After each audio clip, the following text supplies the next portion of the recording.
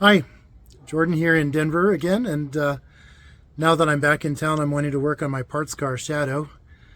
If you're interested, I'll share with you what I'm doing, and we can start off by I'll turn the camera around here and show you a couple things. So here's the center bolt that I got out originally, and then the vibration damper pulley. As I described in a previous video, everybody said it should just come off, but that wasn't my experience. I had a really difficult time. I was able to finally get it to nudge out a little bit with a puller, far enough that I could stick a crowbar in between that gap there and go ahead and pry it on off.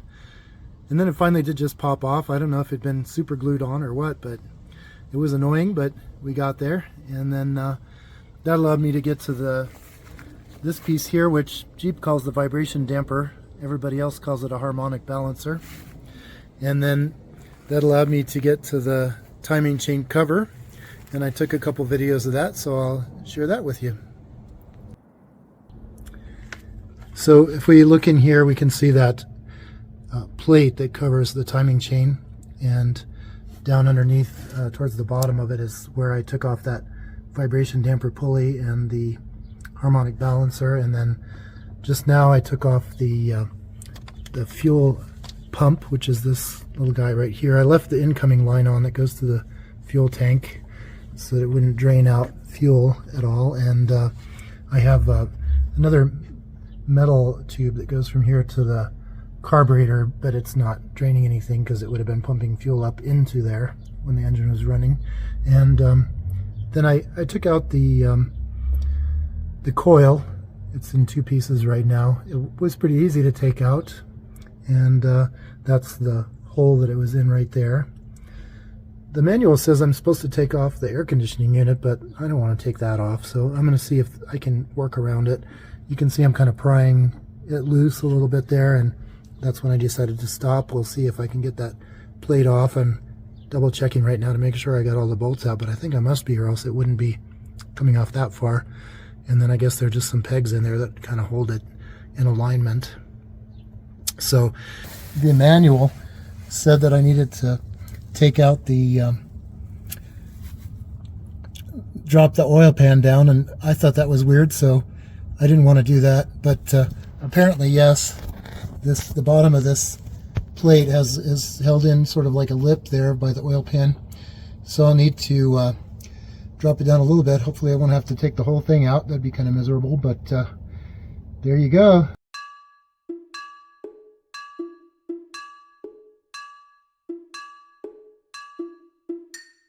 Sure enough, I loosened those bolts going to the oil pan in the front. I was hoping that I could just kind of manage to get the metal of the oil pan to wiggle a little bit. Hard to know. The other bolts, of course, are holding it in place unless I drop the whole thing down, or at least break the seal. I was hoping to not have to do that, and it turned out pretty good. So let me turn the camera around here and I'll show you. So here's that plate. You can see where it's broken there at the top. That's the reason why, mainly why I have to take it off. Although I figure the guy who had the Jeep before probably thought there was a need to look at the timing chain anyway. So that's what led to all of this work here. And if you look at the underneath, like that crankshaft, you can see there's a kind of like two spots where there would be bolts. The left side's pretty greasy. So that's the front end of the oil pan, and they go into this plate like in these spots right here. They don't come out the other end, so you can't see that from this angle. But then I was able to get the plate loose, and now we can see the timing chain. So I got the timing chain cover off, and I'm going to go ahead and go on the next steps. I thought I'd show you. I've got the battery out here charging, and we can go over to the Jeep. I've got the shop manual out, so I can show that to you too. It's for the Grand Wagoneer and truck, 1984 to 88, produced by the Parts and Service Division of American Motors and printed by Mopar. So pretty official. And if we look at page B137, it's got the steps for how to measure the timing chain wear.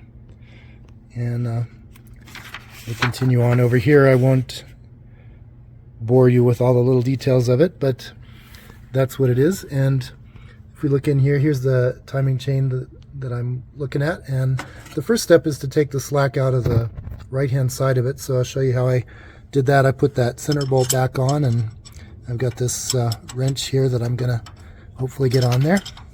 There we go. And I'll go ahead and turn it a little bit so you can see how that works. And that takes the slack out of it. Next up is to measure it, and we'll see what it is.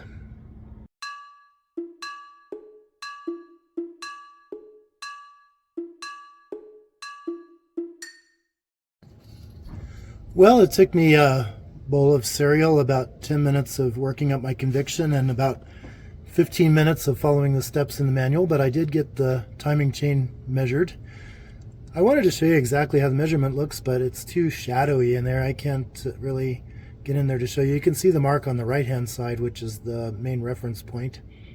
And once I measured it, it came out as that there's a 1/4 inch of deflection in there. Whoops, there goes my ruler.